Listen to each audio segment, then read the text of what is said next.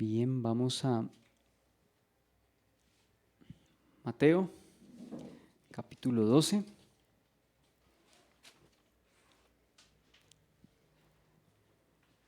Estamos en este tema del día de reposo. Claro que ya hicimos como un repaso bíblico, pues no muy profundo,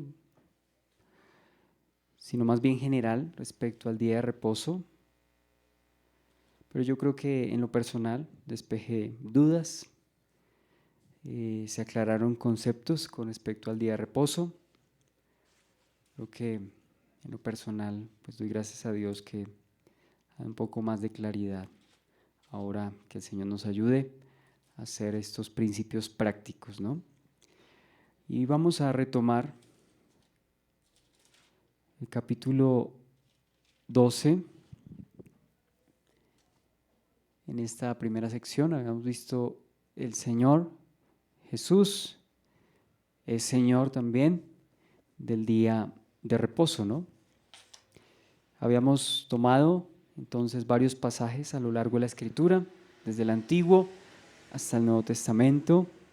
Habíamos hablado respecto a Jesús y el día de reposo, respecto al Antiguo Testamento, los profetas y el día de reposo, la iglesia, el día de reposo y pues una aplicación con respecto a nosotros. Y como para concluir y sintetizar lo que habíamos dicho, mencionábamos que el día de reposo para la iglesia como sábado, o sea, un día estrictamente sábado como tal, pues no estamos como creyentes obligados a guardar un día estrictamente, es decir, que necesariamente sea el sábado, pero sí el principio permanece. Recordemos que es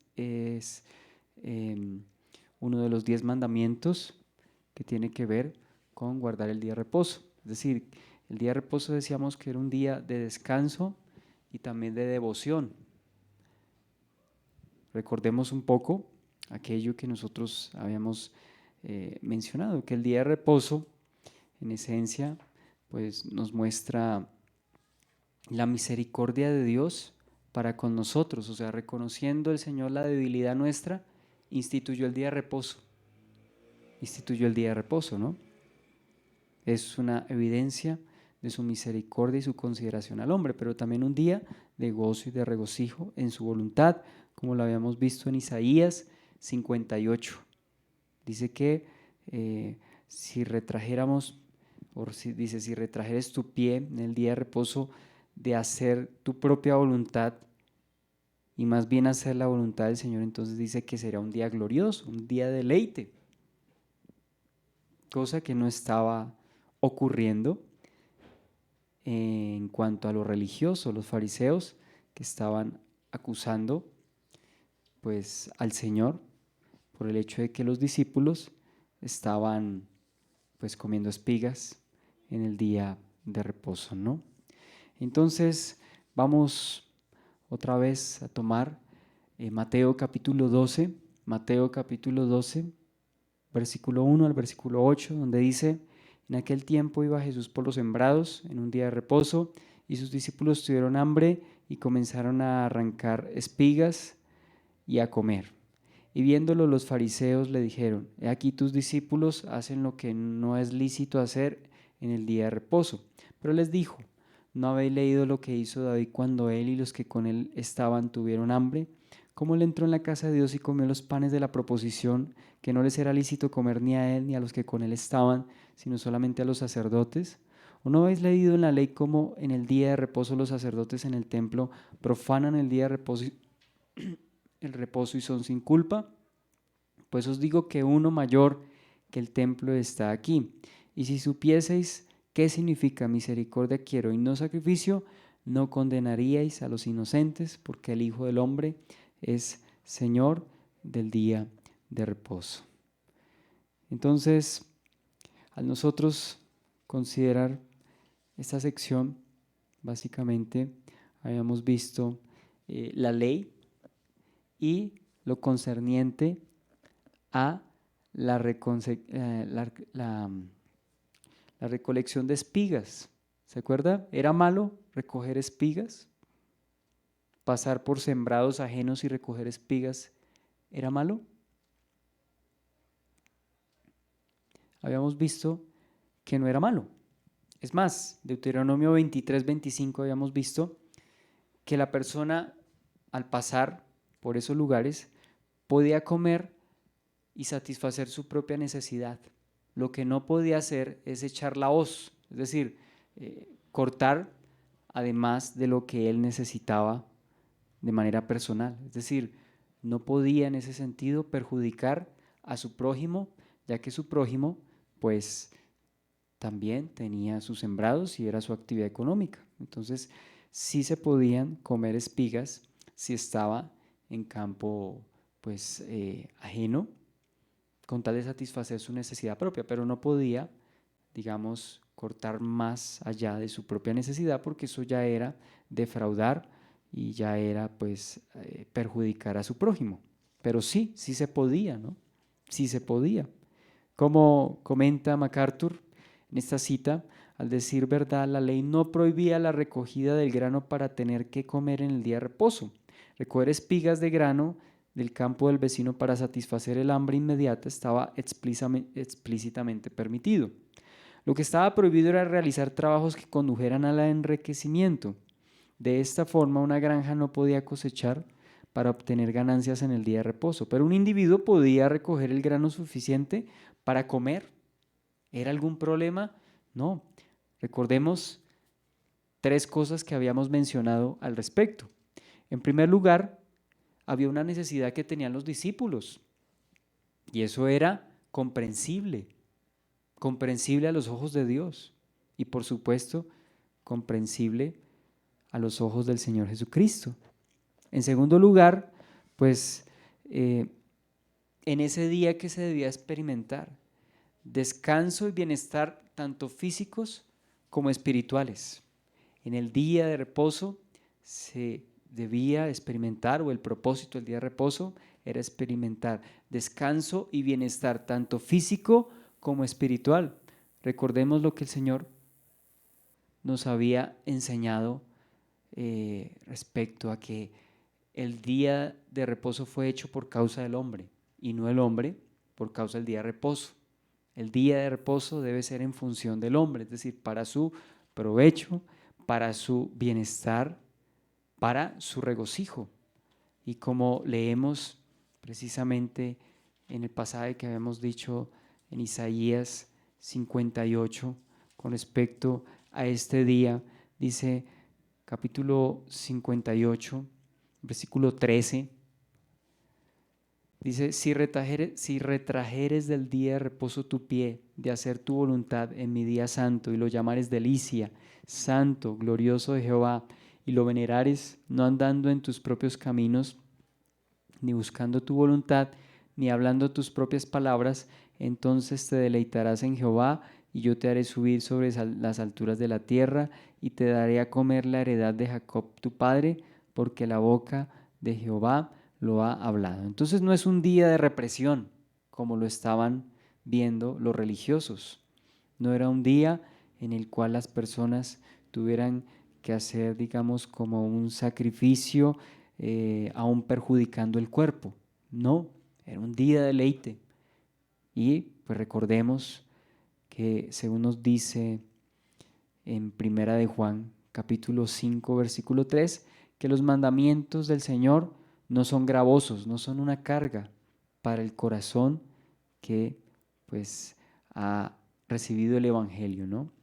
Entonces, recordemos una vez más, Marcos 2:27, el día de reposo fue hecho para el hombre, no el hombre para el día de reposo, es decir, que termine esclavizado, ¿cierto? Y termine siendo agobiado, pues para guardar un día sin considerar el propósito y la esencia de ese día. Y en tercer lugar, decíamos que de acuerdo a esto, como habíamos mencionado, el día de reposo es una expresión de la misericordia de Dios ante la debilidad humana. Dese cuenta que estos 3 puntos los tenemos como enumerados en un orden de secuencia pues lógica. En primer lugar hay una necesidad. En segundo lugar, si el día de reposo está para bienestar y descanso, pues en tercer lugar es una evidencia de la misericordia de Dios a la debilidad humana. Casi que el Señor está pues forzando para nuestro bienestar que tengamos ese día. Digo forzando en el sentido en que las personas a veces no viven de acuerdo al propósito de Dios, ¿no? Y quieren, por ejemplo, como vemos en el Antiguo Testamento, que en el día de reposo la gente trabajaba y trataba de lucrarse económicamente. Por eso Nehemías, el gobernador, tuvo que hacer uso de su autoridad y de la fuerza para impedir que en el día de reposo comercializasen en Jerusalén. Tuvo que cerrar las puertas, ¿cierto? Y tuvo que expulsar a los comerciantes. Mire, si los vuelvo otra vez a encontrar acá, les voy a echar mano, ¿sí? Entonces, dése cuenta cómo el Señor busca y persigue el bienestar de nosotros, pero a veces nosotros yendo en contravía con lo que el Señor quiere, ¿no? Entonces, dése cuenta que el día de reposo, lejos de ser un día de represión y de incluso comprometer la salud de la persona, es un día que expresa la misericordia, el favor de Dios al otorgarle al hombre bienestar, regocijo y descanso en ese día, ¿no? Entonces no se debiera hacer en aquel día, pues más bien satisfacer una necesidad básica como el hambre. Si en el día de reposo el Señor consideraba que debía haber comida, les permitía que en el día sexto recogieran el doble. Es decir, el Señor estaba considerando que en el día de reposo también comían y necesitaban comer. Lo que no podían hacer era en el día de reposo recoger, porque ya en el sexto había pues maná suficiente para el séptimo día. Pero en el tiempo de los discípulos pues no caía maná. Entonces, al no haber de dónde echar mano, los discípulos lícitamente echaron mano de los sembrados y comieron, ¿cierto? Y no había ningún problema en ello. Pero fueron los religiosos quienes le añadieron tradiciones y costumbres a las personas, y de tal manera que les hacían un agravio, ¿no? Les ponían cargas. Respecto a esto, la Biblia Recobro dice lo siguiente: el sábado fue ordenado para que los judíos se acordaran del completamiento de la obra creadora de Dios, observaran la señal del pacto que Dios había hecho con ellos y se acordaran de la redención que Dios efectuó por ellos. Por lo tanto, profanar el sábado era una infracción grave a los ojos de los fariseos religiosos. Para ellos no era lícito, no era bíblico, pero ellos no tenían el debido conocimiento de las Escrituras. Basándose en su escaso conocimiento, se preocupaban por el rito de observar el sábado y no por el hambre de la gente. ¿Qué necedad es observar un rito vano? Y citábamos, por ejemplo, los testigos de Jehová, que con tal de guardar un rito o guardar una costumbre, ¿cierto? Algo que en la ley está efectivamente, pero que para la iglesia y para nuestra presente dispensación pues no tiene, digamos, esa aplicación válida, ¿no? Entonces, pues, ¿qué hace el Señor? El Señor les exhorta y les habla de manera sensata, ¿no? Respecto al propósito y al fondo, a la esencia del día de reposo, ¿no? Entonces, decíamos que los testigos de Jehová, en detrimento del bienestar físico de una persona, le prohíben que haya transfusión de sangre, comprometiendo su salud. Esto me hace acordar lo que estamos viendo en este pasaje, que a los religiosos no les importaba el bienestar de la persona, que era el objetivo de Dios en el día de reposo. ¿Qué les importaba? Guardar un rito, y habían convertido el sagrado día de reposo en un simple rito y en una manera más bien de oprimir a las personas. No era ese el propósito del día de reposo, ¿no? Entonces los fariseos, para acusar al Señor, se basaban en la forma exterior del día de reposo, ¿cierto? Y le añadían, ya dijimos, absurdas tradiciones al día de reposo, ¿no? ¿Cuál es la respuesta del Señor?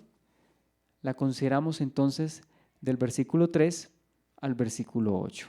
¿En qué está basada la respuesta del Señor? Habíamos dicho que en dos cosas, o bueno, prácticamente tres referencias bíblicas pero en esencia dos cosas. En primer lugar, hace referencia a la Escritura, que es lo que ya digo, 3 referencias bíblicas. Y en segundo lugar, su autoridad como el Hijo del Hombre. ¿Qué pruebas tenía Jesús delante de los religiosos para probar que era el Hijo del Hombre? Las señales. ¿Y qué otra cosa, además de las señales? La palabra, la autoridad con la que predicaba. Recordemos que a lo largo del Evangelio de Mateo hemos resaltado en su momento y cuando hemos podido la autoridad del Señor, por ejemplo, para enseñar sobre las enfermedades, sobre los demonios, sobre la naturaleza, sobre la muerte y ahora sobre el día de reposo. Entonces, creo que la evidencia estaba completamente delante de ellos. Y como decimos en nuestro medio, como dice ese refrán, no hay peor ciego que el que no quiere ver, no hay peor sordo que el que no quiere oír. Y ellos con toda la evidencia y rechazaron la enseñanza, la autoridad y las señales que el Señor realizaba, ¿no? Entonces, del versículo 3 al versículo 7, vamos a ver básicamente qué dice la Escritura. ¿Qué dice la Escritura, no? Vamos al versículo 3, dice, pero él les dijo, ¿no habéis leído lo que hizo David cuando él y los que con él estaban tuvieron hambre y cómo entró en la casa de Dios y comió los panes de la proposición, que no les era lícito comer ni a él ni a los que comen en él estaban, sino solamente a los sacerdotes? ¿O no habéis leído en la ley cómo en el día de reposo los sacerdotes en el templo profanan el día de reposo y son sin culpa? Pues os digo que uno mayor que el templo está aquí. Y si supieseis qué significa misericordia quiero y no sacrificio, no condenaríais a los inocentes. Entonces, ¿cuáles son esos pasajes que el Señor menciona aquí? En primer lugar, cuando David y sus hombres comieron de los panes de la proposición. Lo hicieron arbitrariamente con el fin de profanar no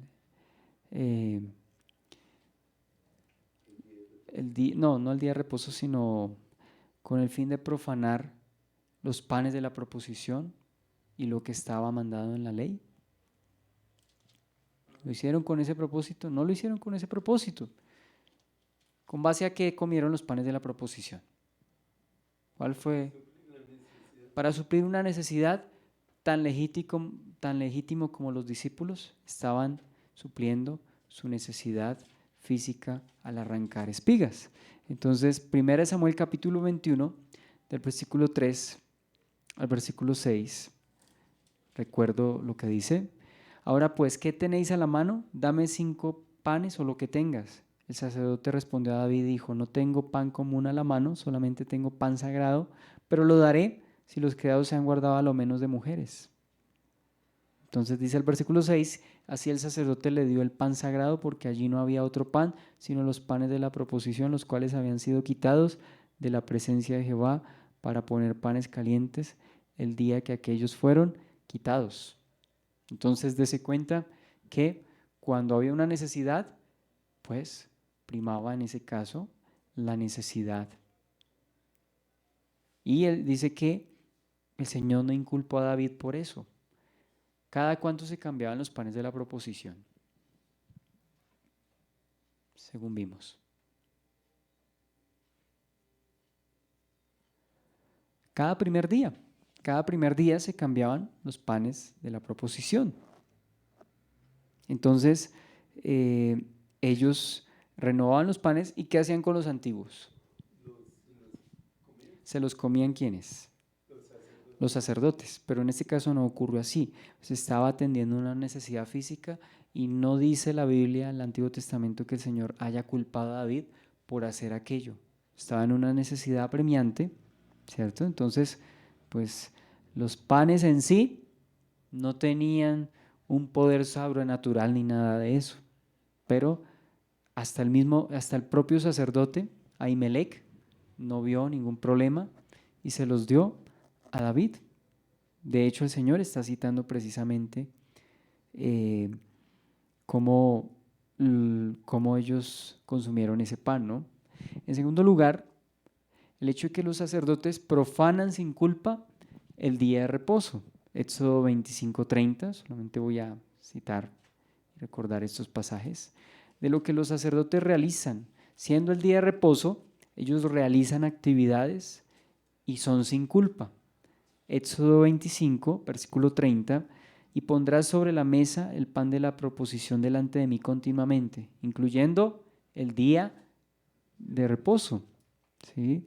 Levítico 24, del 5 al 9, veíamos allí, y tomarás flor de harina y cocerás de ella 12 tortas, cada torta será de 2 décimas de efa, y la pondrás en 2 hileras, 6 en cada hilera, sobre la mesa limpia delante de Jehová. Pondrás también sobre cada hilera incienso puro, y será para el pan como perfume, ofrenda encendida a Jehová. Cada día de reposo lo pondrá continuamente en orden delante de Jehová, el nombre de los hijos de Israel como pacto perpetuo. Y será de Aarón y de sus hijos, los cuales lo comerán en lugar santo, porque es cosa muy santa para él, de las ofrendas encendidas a Jehová por derecho perpetuo. Yo dije ahora que el primer día, perdóneme, me equivoqué, estaba como pensando en el primer día, pero como iglesia, pero en la ley dice que cada día de reposo lo hacían. Estaban realizando algo el día de reposo y sin embargo son sin culpa.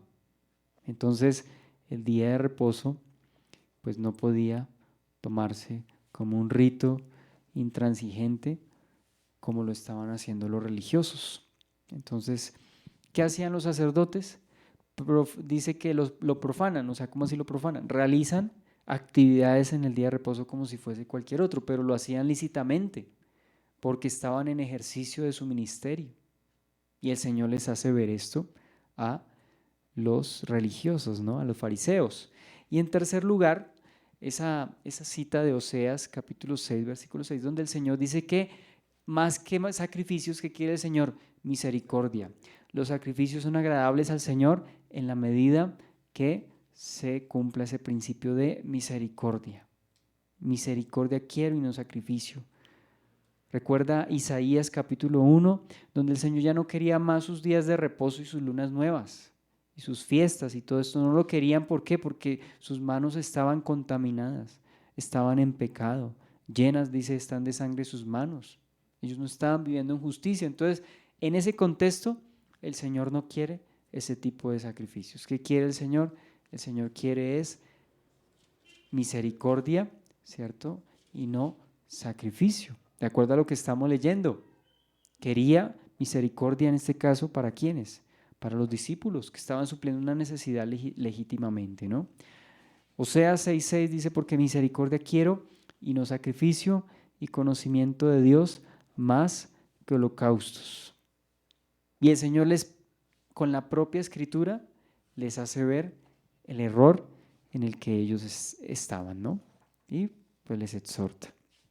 Bien, entonces, en primer lugar vemos que el Señor les contesta haciendo referencia a la propia escritura. Y en segundo lugar, les contesta haciendo referencia a su autoridad como el Hijo del Hombre. Ya lo vimos por las señales mismas hablaban, ¿cierto? Mencionaban, o sea, las señales propias del Mesías y ni aún así querían recibirle. Versículo 6 y versículo 8, pues os digo que uno mayor que el templo está aquí, porque el Hijo del Hombre es Señor del día de reposo.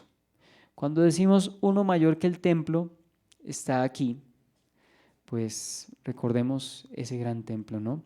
Ese templo donde estaban que los panes de la proposición y los sacerdotes también ministrando de acuerdo con lo que nosotros ya leímos en Éxodo y en Levítico. Entonces la grandeza y la solemnidad del templo queda pues marginada ante la grandeza y la autoridad del Señor. Imagínense lo que es imponerle al Creador, al que promulgó la ley, que haga cosas cuando Él mismo la promulgó, y más allá de promulgarla, es el cumplimiento de todas las sombras y los tipos de la ley. Jesús es el cumplimiento de los panes de la proposición. Jesús es el cumplimiento del templo, la presencia de Dios en él. Jesús es el cumplimiento del ministerio sacerdotal, él mismo sacerdote y además de eso sacrificio. Entonces ellos no tenían la dimensión de quién estaba al frente de ellos, ¿no? Dice uno mayor que el templo está aquí. Es decir, si David consideró comer de los panes de la proposición de un templo o de un tabernáculo, un lugar físico, y fue sin culpa, ¿cierto? Pues aquí hay uno mayor que el templo, decía el Señor, ahí había uno mayor que el templo, pues era nada más y nada menos que el cumplimiento de lo que significaban esos panes de la proposición y es el cumplimiento del sacerdocio. Él es el sacerdote perfecto, el sumo sacerdote, ¿sí? Recordemos que el templo y los elementos solamente eran una sombra, figura o tipo del pleno cumplimiento en la persona de Jesús. Ya habíamos citado Hebreos capítulo 8 del 1 al 6, Hebreos 9, 11, Hebreos 10, 1, para hacer referencia a que los elementos de la ley, ya sea el templo o el ministerio sacerdotal, hacen referencia al cumplimiento pleno o eran figura, sombra del pleno cumplimiento que es el Señor Jesucristo. Ahora, si David en su indignidad ceremonial comió de los panes y fue sin culpa, pues cuánto más el Señor en su dignidad como Hijo de Dios, pues puede considerar a bien y tener a bien que los discípulos coman en el día de reposo para suplir una necesidad física, ¿no? Entonces dice que el Señor, el Hijo del Hombre, es Señor del día de reposo. El día de reposo debe verse que a la luz del Creador, a la luz del Señor del día de reposo, ¿cierto? O sea que bajo este principio digo lo siguiente: lo que el Hijo del Hombre haga en el día de reposo es correcto. El Hijo del Hombre no va a hacer nada incorrecto el día de reposo. ¿Se acuerda lo que habíamos dicho anteriormente? Jesús no violó el día de reposo, hizo la voluntad de Dios. De hecho, Jesús es el pleno cumplimiento del día de reposo, porque dice: este es mi Hijo amado en quien tengo complacencia. Cuando hablamos de complacencia, ¿acaso un sinónimo de complacencia no puede ser descanso? Cuando hay complacencia, hay descanso, es decir, no hay necesidad, no hay nada que en ese momento interrumpa esa paz, y el Hijo del Hombre es prácticamente el cumplimiento, y no solamente el cumplimiento, sino también es el Señor del día de reposo.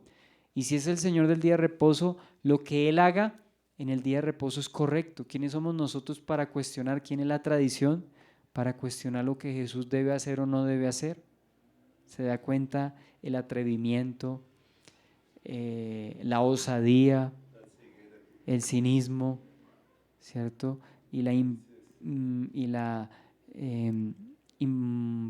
importunidad de los religiosos, la insensatez con la que le decían al Señor lo que debe hacer, lo que no debe hacer. Repito, lo que el Hijo del Hombre hacía o hiciera en el día de reposo era lo correcto y no estaba violando la ley. No estaba violando la ley, el Señor mismo bíblicamente lo demuestra. Bien, vamos entonces a pasar a la otra historia que ahí mismo está pues relacionada al día de reposo, la sanidad de Jesús en el día de reposo. Y vamos a pasar a la siguiente historia. Yo creo que al ver todo lo que notamos en estos primeros 8 versículos, creo que no vamos a profundizar bastante del 9 en adelante, porque creo que los principios y los fundamentos básicamente son los mismos que consideramos anteriormente, ¿no? Por ejemplo, misericordia quiero y no sacrificio. El Señor va a actuar de acuerdo con ese mandamiento, con ese principio que está en la Escritura. Precisamente va a tener de una misericordia de una persona. ¿Y qué mejor día para tener misericordia de una persona que el día de reposo, en el día en el que hay descanso y en el que hay deleite y hay devoción? ¿Qué mejor que hacer la voluntad de Dios precisamente en el día de reposo. El día de reposo no es un día de vacaciones de Dios para bajar la guardia y hacer lo que yo quiera. De la misma manera que hoy en día sería ilícito o no sería correcto que una persona considere que el domingo es el día en el que puede distensionarse un poquito, no orar porque oró en toda la semana, poder ver televisión porque en toda la semana no vio televisión, ¿cierto? Y no es que esté diciendo que rotundamente no se pueda ver televisión, pero si una persona ve televisión y con ello pues no honra a Dios viendo lo que no debe ver, como tomando un descanso del Señor, pues ha tomado mal el día de reposo. El día de reposo no es para descansar de la voluntad de Dios, sino hacer la voluntad de Dios que trae descanso. O sea, no es para dejar de hacer la voluntad de Dios, sino más bien haciendo la voluntad de Dios, con ello tenga también descanso. Con ello también yo tenga descanso. Entonces, considerando precisamente lo que vemos aquí, Mateo capítulo 12, versículo 9, dice, pasando de allí, vino a la sinagoga de ellos, y aquí había allí uno que tenía seca una mano, y preguntaron a Jesús para poder acusarle, ¿es lícito sanar en el día de reposo? Él les dijo, ¿qué hombre habrá de vosotros que tenga una oveja, y si ésta cayera en un hoyo en el día de reposo, no le eche mano y la levante? Pues, ¿cuánto más vale un hombre que una oveja? Por consiguiente, es lícito hacer el bien en los días de reposo. Entonces dijo aquel hombre, extiende tu mano, y él la extendió, y le fue restaurada sana como la otra. Y salidos los fariseos tuvieron consejo contra Jesús para destruirle. Entonces el Señor desafía ese concepto erróneo y equivocado del día de reposo. Y es lo que estamos considerando en esta sección, ¿no? ¿Qué implicaba el día de reposo para los judíos? Ir a las sinagogas. Ir a las sinagogas, porque recordemos que el día de reposo es un día de devoción y día de descanso. Dentro de la devoción estaría el recibir enseñanza. ¿Ese principio permanece para nosotros? Claro que sí. Creo que los domingos es el día propicio para recibir instrucción cuando está la mayoría de personas, y pues aquí en Occidente o en nuestra cultura se suele dar descanso el domingo. Entonces, ¿qué mejor día para recibir enseñanza que el domingo? Entonces, hay un principio bíblico que se conserva y está en la ley. Un día de devoción y de descanso. Día de devoción y de descanso. Entonces, vemos acá que ellos iban a la sinagoga y Jesús también va a la sinagoga, ¿cierto? Y precisamente en la sinagoga va a enseñar y va a mostrar este principio, ¿cierto? A la par que el Señor desafía todo concepto erróneo de los religiosos, de los fariseos, ¿no? Entonces vamos a ver la pregunta a Jesús. La pregunta a Jesús. Primero vamos a leer acá esta sección, porque vamos a ver en los evangelios sinópticos los detalles que no están aquí en Mateo, pero que se complementan en Lucas y en Marcos. Mateo capítulo 12 dice ahí, en el versículo 10, y preguntaron a Jesús para poder acusarle, ¿es lícito sanar en el día de reposo? Y el Señor, ¿cómo contesta? Les dijo, ¿qué hombre habrá de vosotros que tenga una oveja y si ésta cayera en un hoyo en día de reposo, no le eche mano y la levante? Pues cuánto más vale un hombre que una oveja. Por consiguiente es lícito hacer el bien en los días de reposo. Esto que acabo de leer lo vamos a complementar con Lucas. Bueno, en Marcos capítulo 3 también encontramos esa historia, pero creo que Marcos y Lucas dan detalles semejantes, parecidos. Entonces vamos a ir al relato de Lucas capítulo 6, versículo 6. Y vamos a ver entonces esta historia contada por el doctor Lucas. Recordemos que ellos no se están contradiciendo, se están complementando en detalles. Capítulo 6, versículo 6 de Lucas. Aconteció también en otro día de reposo que él entró en la sinagoga y enseñaba. Y estaba allí un hombre que tenía seca la mano derecha. y le acechaban los escribas y los fariseos para ver si en el día de reposo lo sanaría, a fin de hallar de qué acusarle. Mas él conocía los pensamientos de ellos y dijo al hombre que tenía la mano seca: levántate y ponte en pie en medio. Y él, levantándose, se puso en pie. Y ponte en medio, perdón. Y él, levantándose, se puso en pie. Entonces Jesús le dijo: os preguntaré una cosa, ¿es lícito en el día de reposo hacer bien o hacer mal, salvar la vida o quitarla? Hasta ahí. ¿Qué detalles vemos adicionales acá?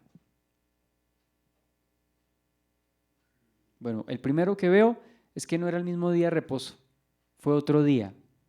Anteriormente ahí en Lucas también está citando el hecho de que los discípulos estaban comiendo espigas, arrancando espigas en el día de reposo. Pero no dice que es en otro día de reposo. De reposo, si era día de reposo.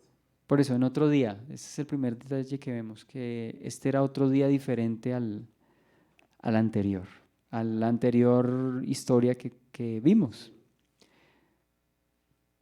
¿Y qué otro detalle podemos ver allí? Comencemos a considerar todos estos detalles que no vemos en Mateo.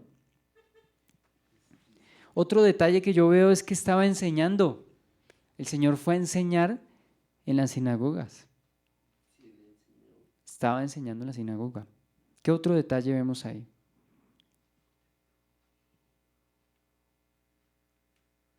Dice que le acechaban los escribas y los fariseos para ver si en el día de reposo lo sanaría, a fin de hallar de qué acusarle. Ellos estaban allí, ¿cierto? Y aquí en Lucas está evidenciando más las intenciones de los religiosos, de los escribas y de los fariseos. Y ellos, por encima de escuchar el mensaje, que estaban pendientes de acusarle. Yo creo que aquí veo un principio que se aplica en nosotros. Cuando nuestra mente y nuestro corazón está en otra cosa, no somos receptivos a lo que Dios está diciendo.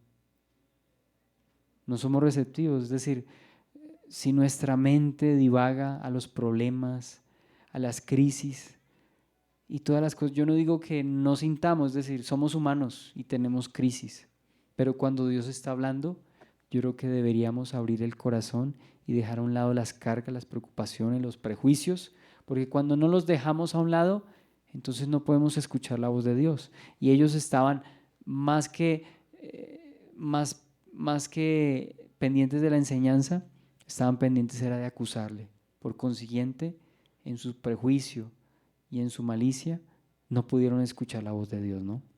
Entonces, que el Señor nos dé una mente lúcida y receptiva cuando escuchemos la palabra, porque de lo contrario, si nuestra cabeza está llena de nuestros propios intereses y nuestra propia voluntad, difícilmente escucharemos la voz de Dios si es que la escuchamos en esas circunstancias. ¿Qué otro detalle vemos acá?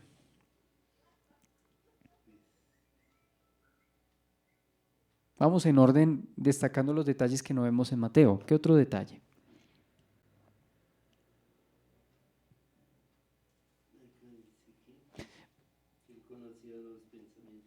Sí, Señor, ese es otro detalle. Era lo mismo que yo iba a decir. Mas él conocía los pensamientos de ellos. Es decir, está poniendo en evidencia la omnisciencia del Señor. ¿Qué otra cosa vemos de detalle adicional? Que pone al hombre de la mano seca en pie y como prácticamente poniéndolo allí. La pregunta es, ¿para qué el Señor le dice que se ponga en pie delante de ellos?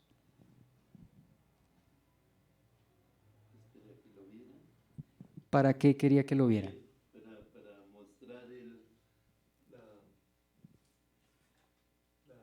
porque él iba a hacer una sanidad. Para mostrar la necesidad que había en este hombre, a ver si mostrándoles la necesidad, en ellos se despertaba la cordura y la compasión. Pero no hubo cordura ni compasión en ellos, todo lo contrario, se sintieron avergonzados porque el Señor les contestó con sabiduría y en coherencia. Y más bien, como dice al final de la historia, dice que tomaron consejo para destruirle, para ver qué hacían. Dese cuenta hasta dónde llega la religiosidad y cuando uno está cerrado en sus prejuicios, que es lo que vamos a mencionar. No estaban escuchando la voz de Dios, las evidencias las tenían, sobraban evidencias, todas las señales que el Señor Jesús hizo, la autoridad, la coherencia en sus enseñanzas, su testimonio. Eso fue algo que tampoco citamos ahora, otra evidencia que es el Hijo del Hombre, su testimonio. Delante de ellos estaba y sin embargo ellos rechazaron lo que el Señor decía con respecto al día de reposo. Por una cosita también. Bueno, Perdón, Señor. por algo, porque es que ellos se encerraban era en la ley. En la ley estaban más pendientes de la ley que de cualquier otra cosa. Estaban pendientes de la ley sin la esencia de la ley, es decir, se quedaban con los ritos, pero dejaban a un lado el principio. Voy a poner otro ejemplo.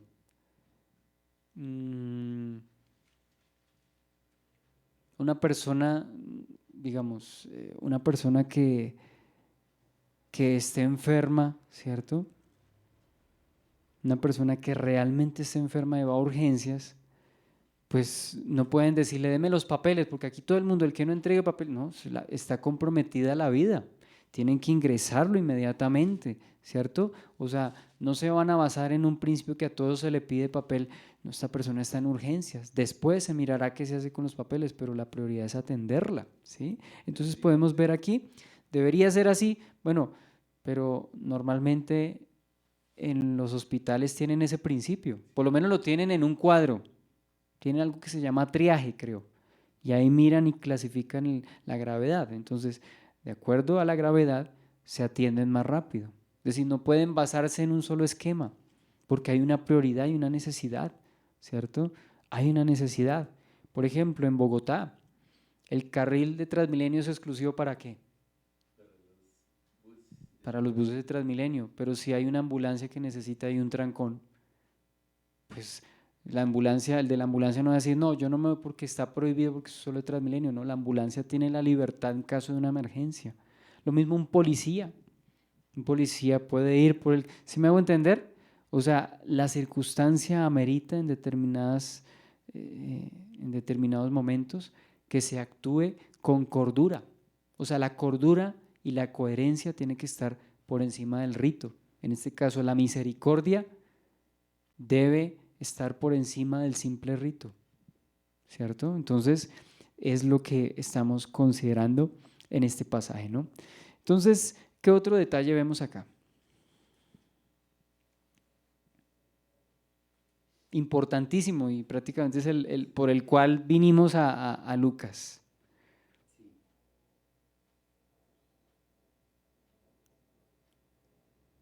La explicación de Jesús en Lucas 6 es la misma de Mateo 12. No en el sentido de que los detalles que se están dando en Lucas no se están dando en Mateo y los detalles de la respuesta de Jesús en Mateo no se están dando en Lucas, o sea, se están complementando, ampliando, correcto. Entonces,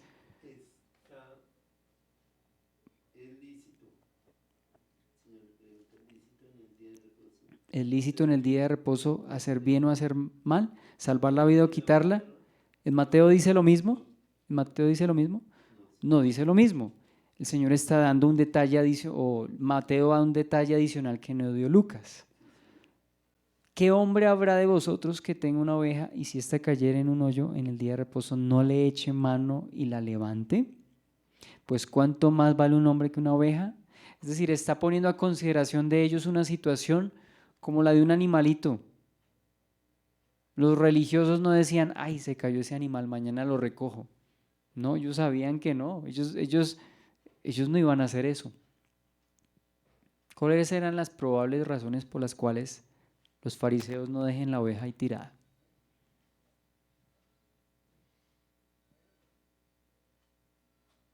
Una, bueno, por misericordia y consideración al animal. Y otra, pues imagínense lo que es perder una oveja, es perder parte de su capital. O sea que ellos tampoco permitirían que una oveja caiga y ellos no la recojan porque eso también les afectaría económicamente. Entonces el Señor casi que está desnudando en este pasaje las verdaderas intenciones de los fariseos. Así no tengan misericordia del animal, si no es por misericordia, por interés económico lo hacen. O sea, como sea, pero lo hacen.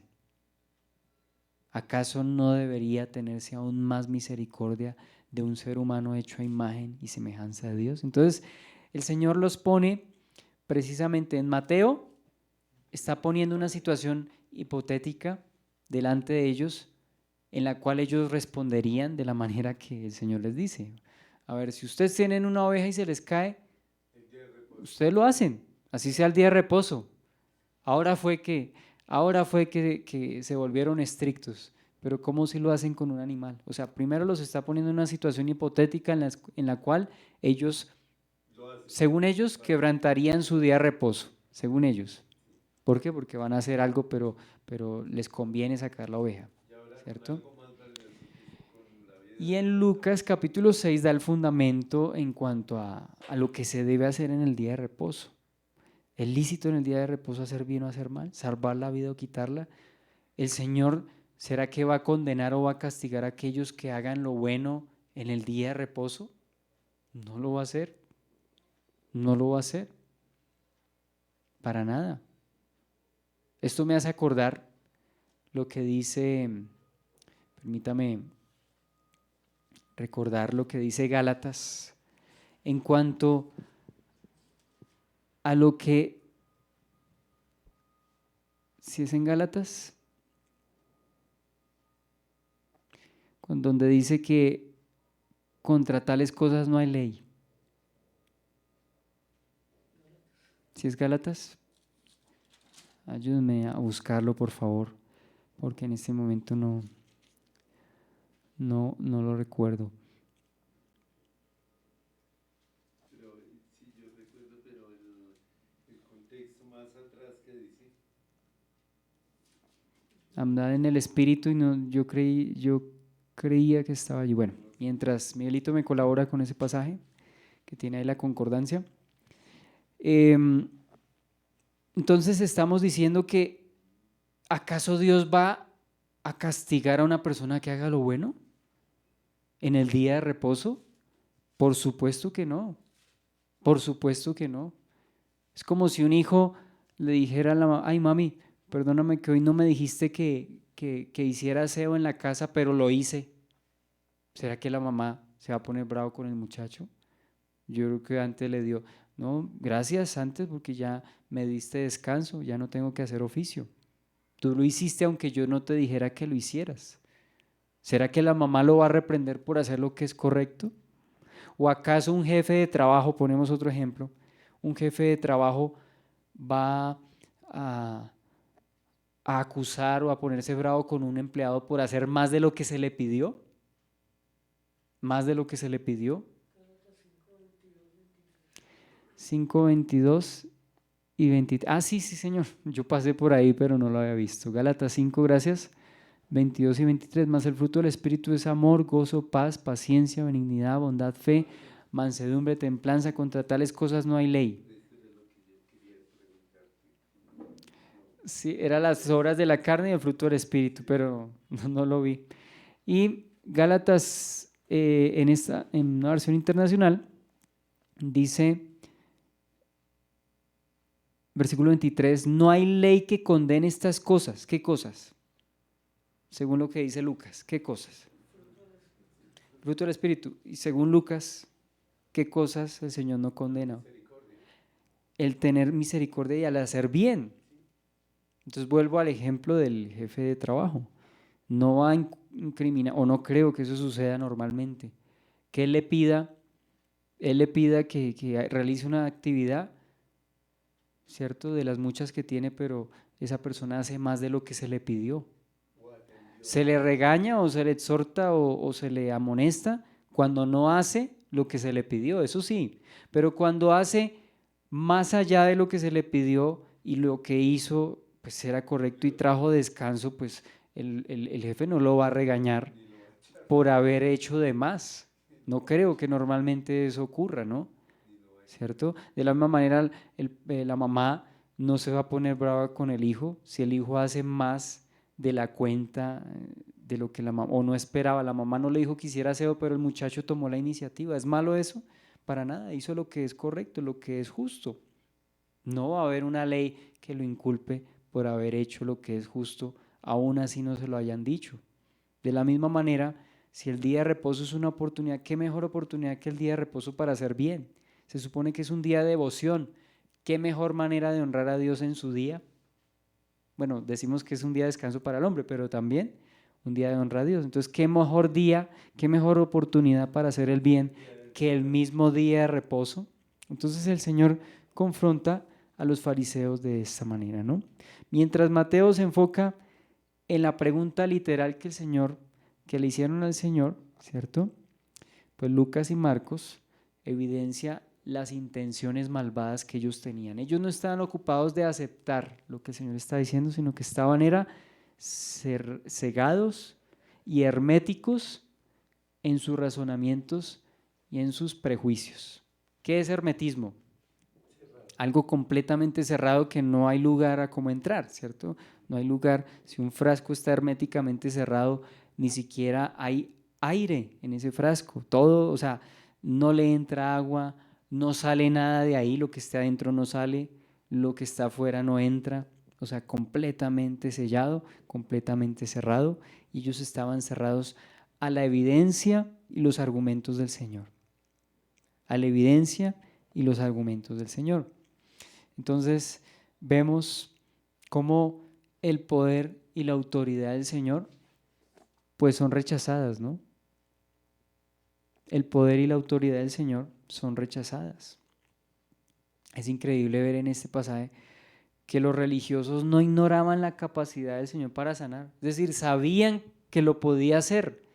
Es increíble que la dureza haya llegado a tal punto que sepan que el Señor puede sanar, pero se lo quieran prohibir o quieran utilizar esa situación para atacarlo. En vez de, bueno, si el Señor sana, hombre, eso no lo hace cualquier persona, como algunos en el pueblo llegaron a concluir. ¿Acaso cuando venga el Cristo va a hacer más señales que lo que Él hace? Dando a entender que más señales que las que hizo Jesús era improbable que alguien las hiciera. Y ellos, o sea, la ceguera llega a tal punto y la religiosidad y los prejuicios y la dureza de corazón llega a tal punto que ellos saben que Jesús puede sanar, pero en vez de considerar el hecho de que Jesús sane como evidencia para que ellos se vuelvan a Él y acepten sus argumentos, más bien prefieren seguir cerrados incluso si el Señor sana. Entonces es lo que me parece interesante al respecto del comentario de Partheim Rips al respecto. Dice esto, abro comillas: es interesante notar que ellos sabían perfectamente que Jesús podía sanar. No era cuestión de observarle para ver si él podía sanar, sino para ver si lo haría en el día de reposo. Qué triste fue que no les interesara la hermosa enseñanza de Jesús, ni tampoco la miseria del pobre hombre con la mano seca. Y yo aquí añado lo siguiente: ni tampoco el poder de Jesús para sanar. Nada de eso los conmovió. Increíble hasta dónde llega la dureza de una persona, aún teniendo las evidencias. Que el Señor nos dé un corazón humilde, un corazón receptivo para aceptar pues para lo que Él nos está diciendo, ¿no? Y que no hayan argumentos y no hayan prejuicios para nosotros rechazar lo que el Señor está diciendo, ¿no? Entonces, según estamos leyendo, aquellos que le preguntaron al Señor si era lícito tenían un prejuicio y una intención definidas. O sea, en cuanto al prejuicio, ellos asumían que no era lícito sanar en el día de reposo, bajo ninguna circunstancia. Ellos consideraban que no, o sea, el prejuicio era que no estaba bien sanar, ¿cierto? Y en cuanto a su intención, para preguntar, no era para recibir con humildad el consejo del Señor, era para acusarlo. Para acusarlo, sí, porque dice para destruirlo. Entonces vemos que sus prejuicios y sus intenciones estaban allí al descubierto. Esto me hace acordar más adelante cuando los saduceos que no creen en la resurrección le pusieron al Señor una historia, pues aduciendo a la resurrección. Señor, una mujer, ¿cierto? Pues su esposo murió, ¿cierto? Y entonces vino su otro hermano y la tomó y finalmente murieron sus 7 hermanos, eran 7 hermanos. Y Señor, en la resurrección, ¿ella de quién va a ser esposo? O sea, no creen en la resurrección y le están citando, tienen la osadía, o sea, eso ya es uno ser bastante malicioso con lo que está diciendo, ¿no? No creen en la resurrección y le están preguntando a Jesús, pero no para aprender y saber, no para algo bueno, era para acusarlo y para tratar como decimos nosotros aquí en nuestro medio, para acorcharlo, para prenderlo en alguna palabra y para dar lugar a avergonzarlo públicamente. Entonces, aquí estamos viendo esos prejuicios. Ellos no preguntaban para saber realmente con humildad lo que era correcto, ¿no? Ellos era para acusarlo. No tenían otra cosa en su corazón, como habíamos dicho. Estas personas no estaban dispuestas a recibir del Señor porque sus corazones estaban encerrados en sus propios prejuicios, ¿no? Y a mí me hace acordar de otra cosa más reciente. Señor.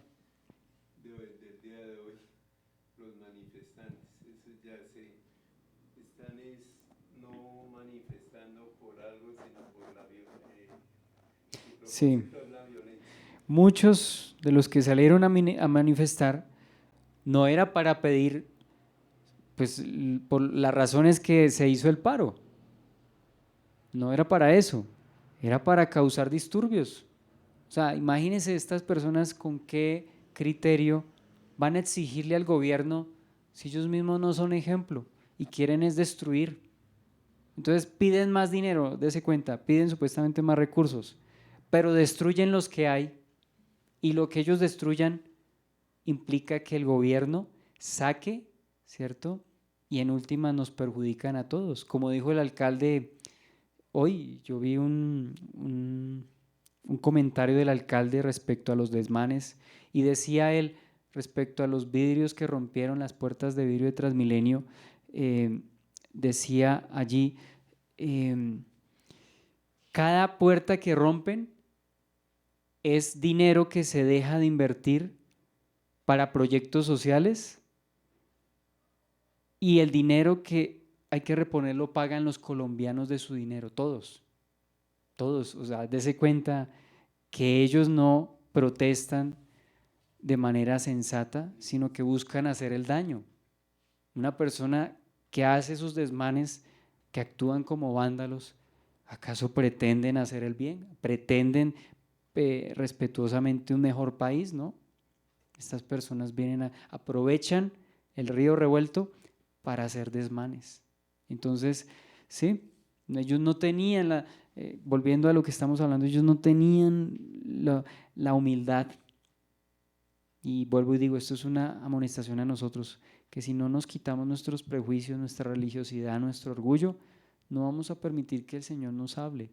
Si estamos, por ejemplo, con nuestras preocupaciones y estamos enredados en ellas, así leamos un pasaje en la Escritura que hable del cuidado de Dios, vamos a estar enfrascados en nuestra propia preocupación y no le vamos a escuchar al Señor porque es más fuerte la voz de nuestra soberbia y de nuestros reclamos que lo que la Biblia dice al respecto, ¿no?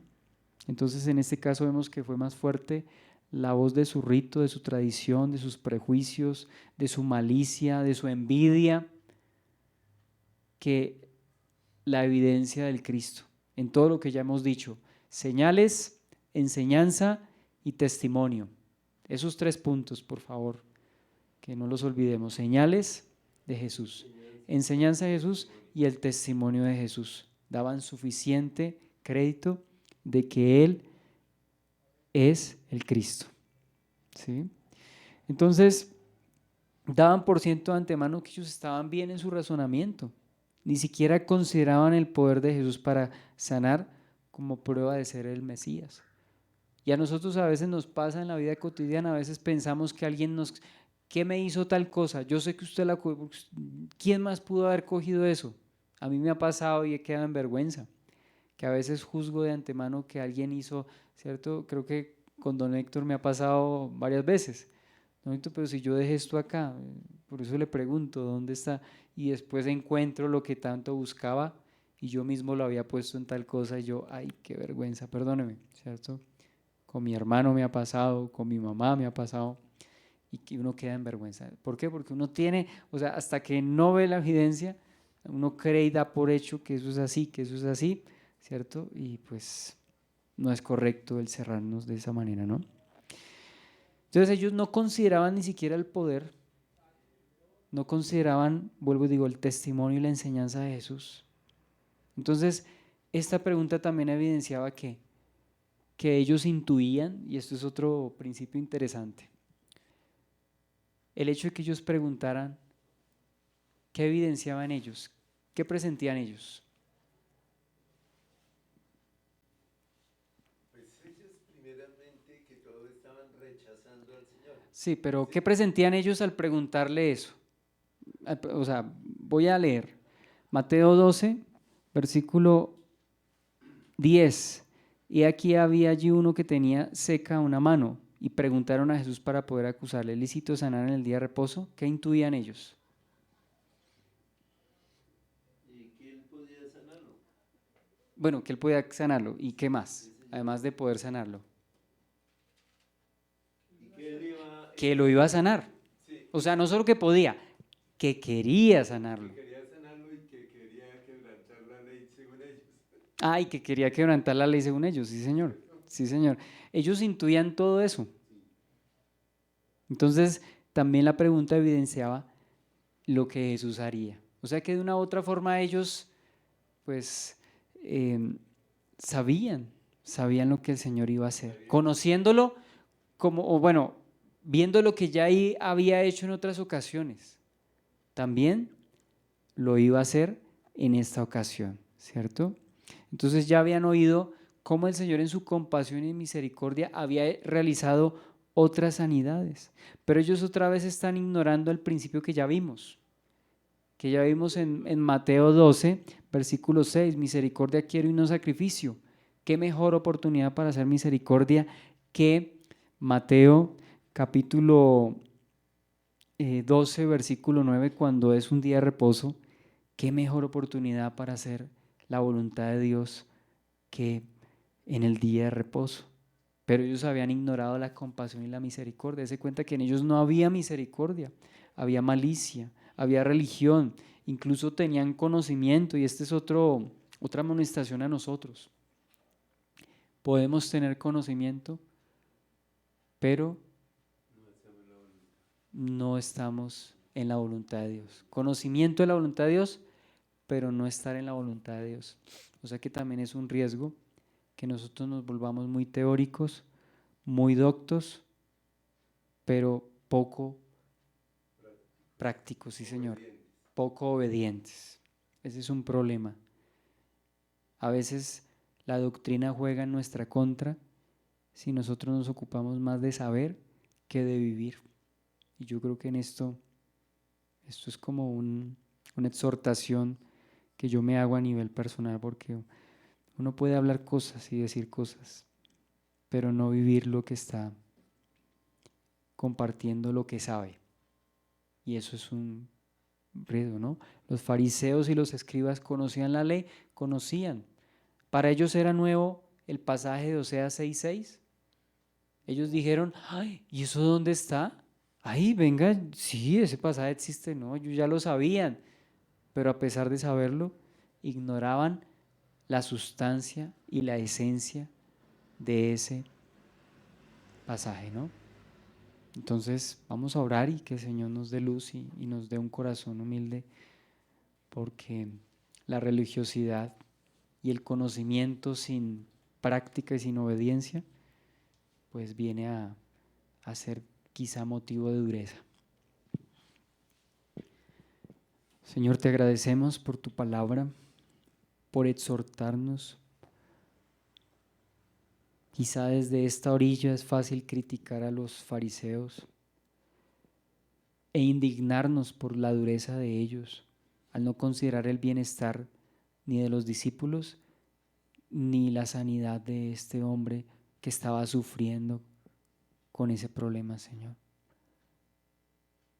Guárdanos, Señor, de tener un corazón lleno de argumentos, lleno de conocimiento, pero vacío en la práctica, vacío en la obediencia, vacío en la comunión contigo. Hoy tú nos estás llamando a que salgamos de esa religiosidad y vivamos para tu gloria, conforme a tu voluntad, conforme a tu propósito, Señor. Te damos gracias. Te pedimos que nos ayudes, que nos levantes y nos sustentes en este tiempo y nos hagas dóciles a tu voz para ser sencillos y humildes en todo, Señor. Gracias te damos en el nombre de Jesús. Amén.